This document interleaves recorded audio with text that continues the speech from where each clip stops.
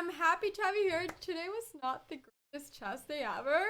But you know, I'm here showing you the game. I feel like me streaming and analyzing the game with you guys is the only way to put this game in my computer and actually properly analyze it. So I feel like I should do it, and it's like, and I feel like I'm gonna learn a lot from this myself too. So, it is the way it is.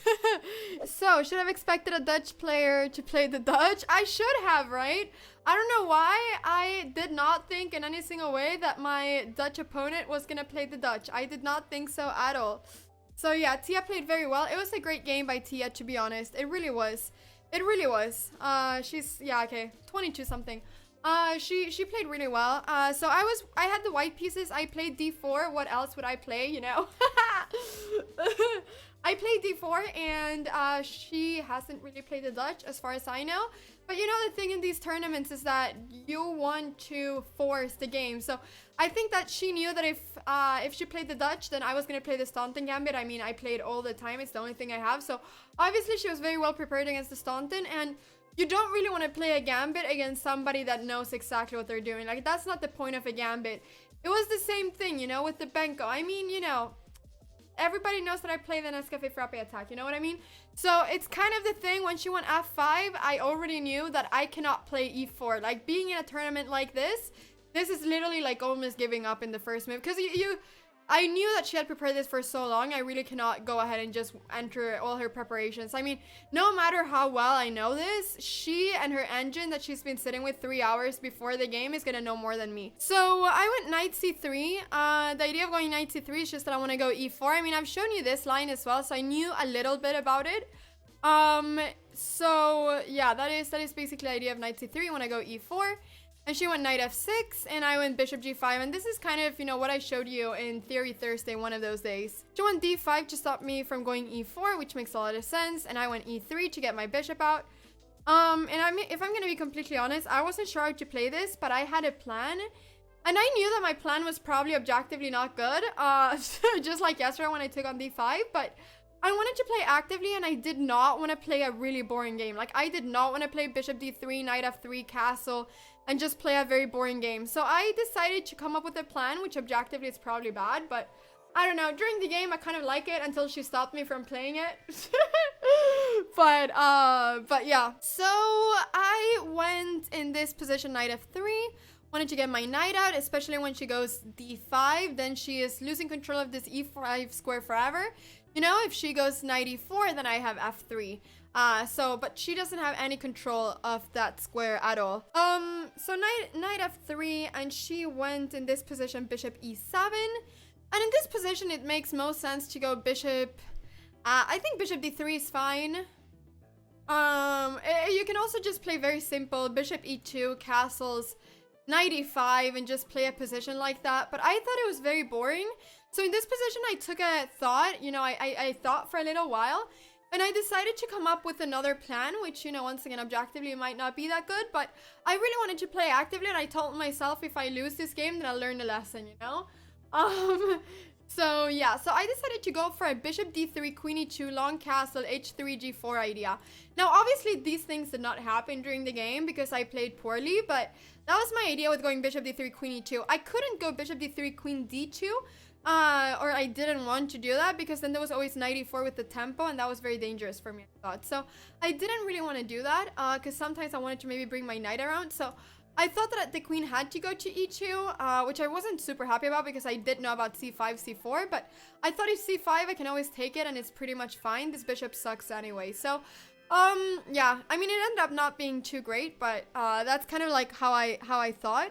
So anyway, so bishop d3, and then she played castles, and in this position, going castles or knight e2 makes a lot of sense to then go c4. So I knew that I had two ideas. Either I played queen e2, but I knew that either I castle, go knight e2 on c4, or I go for my plan. Now this is, you know, objectively better, I guess. Typically kind of ideas you want to have. But I thought it was boring, and I couldn't be bothered to play a boring game. Because I don't know. I felt like even if I got a bit worse of a position, I thought that if I had an exciting position that I would play a lot better. Because I typically play a lot better from a position where I'm a little bit worse or it's dubious. But it's active than the other way around. So I thought that practically would give me more chances to play that way. So I decided to do that. Just chose to get, I don't know. But you know, sorry, what did she do? She went instead knight e4. And here I need to take over here, queen e7. And here I wasn't sure exactly. I maybe should have realized right now that I will probably have to castle, you know, short side. I probably should have realized it at this point. I did not realize it at this point. So I went ahead and played, what's it called? I went ahead and played knight e5 instead, which I thought was a bit more active. Maybe I should have castled short side because of the fact that, you know, there's a lot of, like, because this knight is under attack, I mean, I cannot castle queen side here because then if knight takes knight, pawn takes knight, I have double pawns and my king is super weak. So I probably should have realized it at this point, but I did not. So let's see. So I decided to go knight e5 here. And then she went queen b4. And I was surprised when she played this move. I wasn't expecting it. Yeah. I wasn't expecting it. I thought when she played it that it wasn't... Like, my first thought was there has to be something here. But, you know, what I was just thinking was, you know, all right, this is going to be fine. I'm just going to take, castle. You know, and if queen takes b2, there's knight b5. This is my idea, right? So this is what I was thinking about. And this is, you know, so I didn't really think too much about it. I took on d5 immediately. I mean, I knew that this bishop was so much worse than this knight. And I was also having ideas of bishop takes e4, pawn takes, castles, and if she doesn't take, I mean, at some point go f3.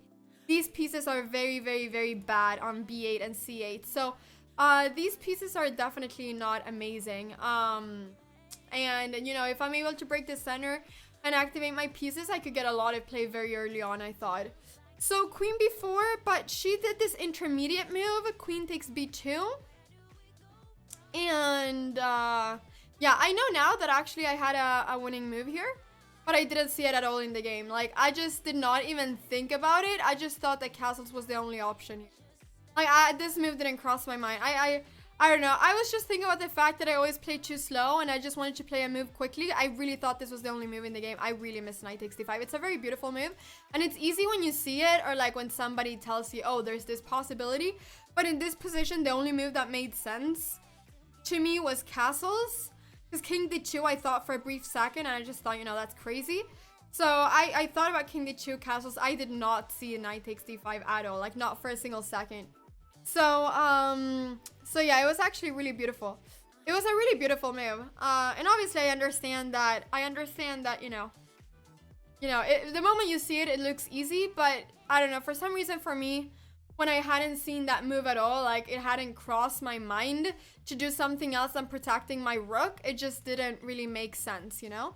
But yeah, I mean, this kind of works as a learning experience that you always need to look at intermediate moves, and even if a move looks very natural, especially when there's a position where lots of pieces are hanging, you need to look at all the candidate moves. And I typically know that, you know, that when all the pieces are hanging, you want to do it, but it just didn't occur to me for like a split second that I could sacrifice 2 rooks, you know? It just didn't occur to me that that could be the case. Somehow, like, principle-wise, it just seemed like castles is the only thing here. So, but, you know, that's something to work on to get better at chess. Like, that's something you gotta work on. So I castled here, and this was a mistake. Now I'm a bit worse. Queen takes c3.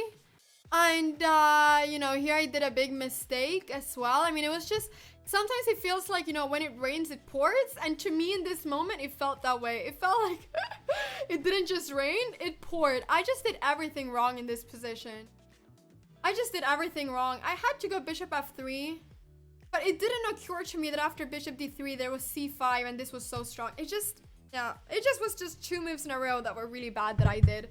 That, yeah, that I couldn't really... I mean... Queen d3, the engine says it's the best move. I also don't like exchanging, you know, queens in this position with no compensation. I'm just a pawn down. I'm just going to be fighting for a draw. There are probably larger drawing chances, but I should have gone bishop f3. I did consider bishop f3.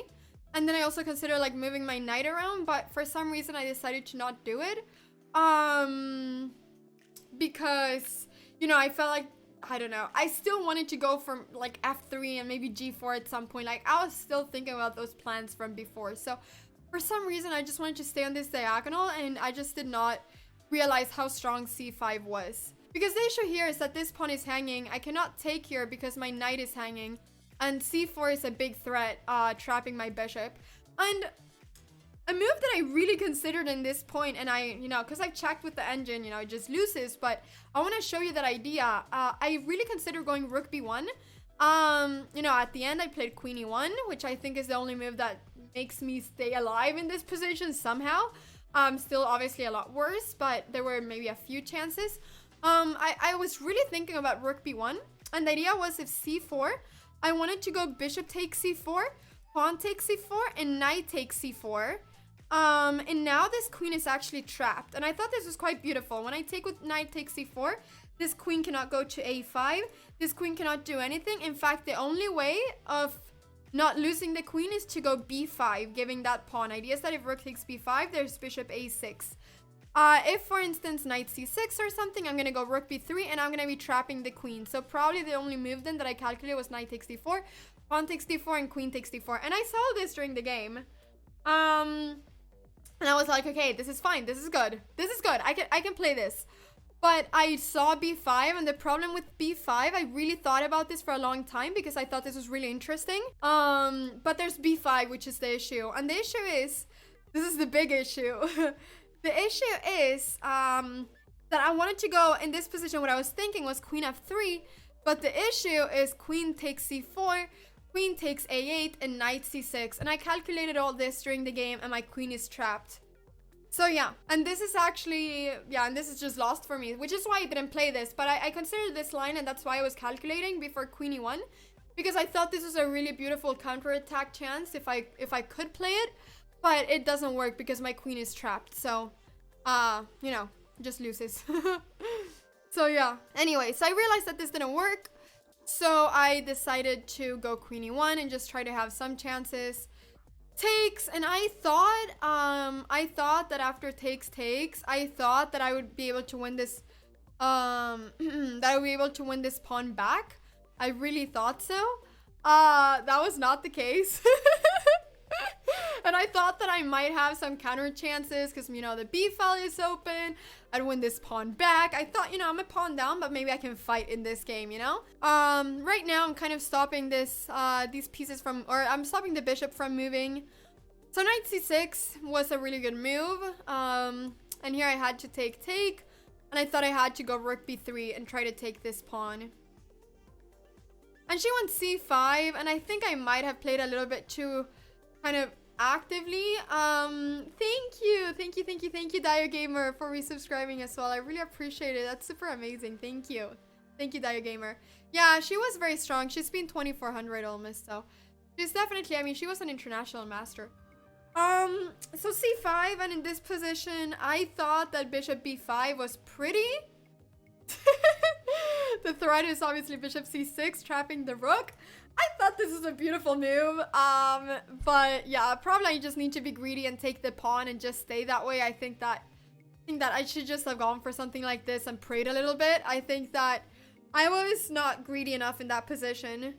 I think I wasn't greedy enough in that position, so I went for bishop b5 instead.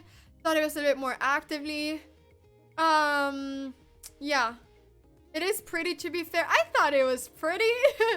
I was thinking about a bunch of different moves, and I thought that in most of them I got some play. My point here was basically that I wanted to play against this bishop. I thought if I'm going to be 2 pawns down, at least give me that piece, you know? At least let me play against that piece. But yeah. My bishop became bad on b5. I think I played it wrong, maybe. But yeah, there were some ideas. I mean, my idea was that if a6... then maybe I have bishop c6, and if this, I thought that I was going to have f4, and then I would stop this everything from pushing, and if, you know, rook over here, I would be able to go maybe bishop a4. I was thinking these kind of moves, I don't know. I really don't know. I should probably just have taken the pawn back. She went in this position for c4. I mean, she was playing this perfectly. And here, yeah, once again, I should have taken this pawn. I thought that if I took this pawn after a5 was the move that I thought about, I thought that my rook would not play in the rest of the game. Like, I thought that my rook would just be stuck and my bishop as well. Although I do have a4, rook a3 here, so actually I don't really know what I was thinking. But I was just really afraid of all my pieces getting super stuck. She's so strong in the center with those pawns. Yeah, exactly. Let's see. So I went rook b1 just because I wanted to keep my pieces active. But, I mean, once again, I should have taken this pawn and being greedy. She went rook b8, which was a good move. I went a4 because... yeah, it was kind of like a waiting move. I wanted to see kind of what she did here. I mean, she can't really move this bishop. If bishop over here, then there's bishop d7, I thought. Well, there's king f7 and there's nothing. I mean, I'm just dead lost in this position. There's actually nothing in this position. So, yeah, so bishop b7, I don't really know what I was thinking. I mean, there's always king f7. In fact, I knew there was king f7, but I just kind of wanted to hope that it wouldn't really, you know, wouldn't really be good or something. I don't even know. But yeah, so bishop b7. She didn't do this though. She went for another move. She went in this position for rook f7. I have to say that this looked like this was a really strong move. Probably the best move she had. I think when she played it, at first it looked strange, right? Because I had moves like this. But the idea is that after bishop e8, there's rook fb7. So there's actually nothing in this position. If she wouldn't have rook fb7, this would just be winning an exchange. Because I'm threatening this rook and this one. But so I felt like there might be some cool, you know...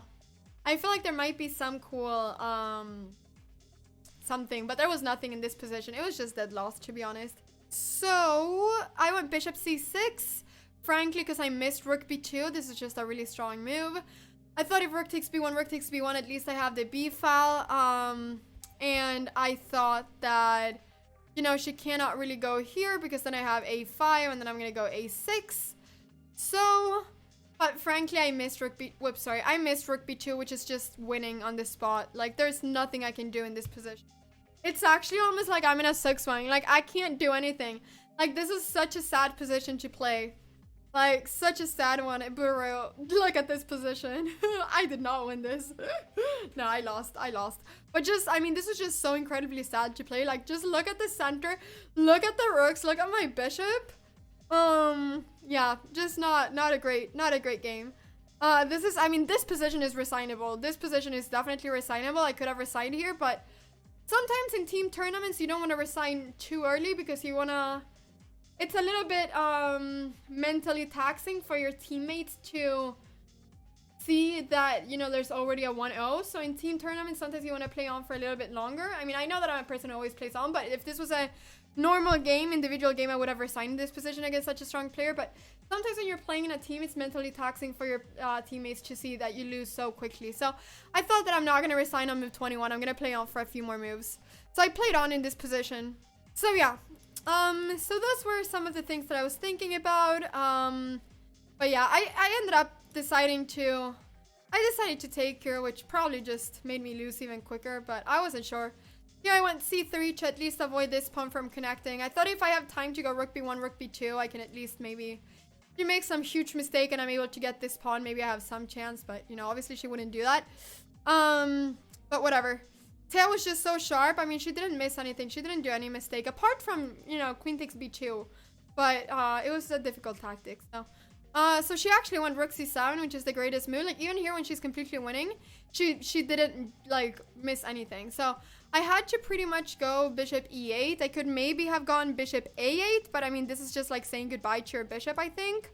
If bishop b5, this was kind of nice. Then there's actually rook b7. Nah, wait, where is there?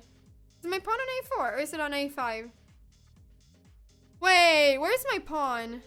No, my pawn is here. Pawn takes b2, c3. I don't know if this was the position. Oh yeah, it was. I want bishop over here. Bishop e8. I thought that bishop b5, a6 was just, you know, really bad as well. Yeah, there is Mert Fallion. So could somebody send the chess results link? So she went g6. She wanted to trap my bishop. This was actually very nice. I pretty much had to go a5. If I went rook b1, there was going to be king f8, bishop b5, a6, trapping my bishop. So only move to save the bishop is a5. But then it's just game over after rook c5. I mean, she was honestly playing the best moves all the time here. I mean, I went bishop a4 to go bishop c2, but now I'm 3 pawns down. So I want to go bishop c2 to at least, you know, at least look at this square, at least hold on to this square. So, yeah, so let's see. So what happened? Oh, yeah, so bishop c2, I mean, this is just bishop d7, you know, rook. No, what did I do? I went f2 to be f3 to get my king up. Rook a1, bishop b1, I had to block with the bishop, I thought. But, you know, a5, and this pawn is just gonna push. Push, push, push, push, push. Push, push, push, push, push. And that's it. There's nothing I can do. Like, this is literally the saddest position in this whole wide world. So I couldn't really do anything. I mean, I think I resigned in this position. I mean, there's literally nothing I can do to stop this. There's literally nothing. I mean, it's a painful position. It is a painful position. It's the kind of position that you look at and you feel like an onion. You feel like you're sitting in front of an onion, you know? Have you ever played Fast Dragon Sicilian? Fast Dragon? I played the Accelerated Dragon. I guess Accelerated Dragon and Fast Dragon, you mean the same thing? I guess that is what you mean. But yeah. Yeah. That was that. It wasn't the greatest game. I think that what I can take from this game is that I played the opening a little bit badly, but I think the opening was okay. I actually think the opening was okay. I just had to be more alert for tactics, and I mean, it was really that I missed knight takes d5 that was the big mistake, because after that I was just worse. So, and then I went bishop d3, but I feel like knight takes d5 was the big mistake in the game, you know. So I feel like that's what I can take from this game.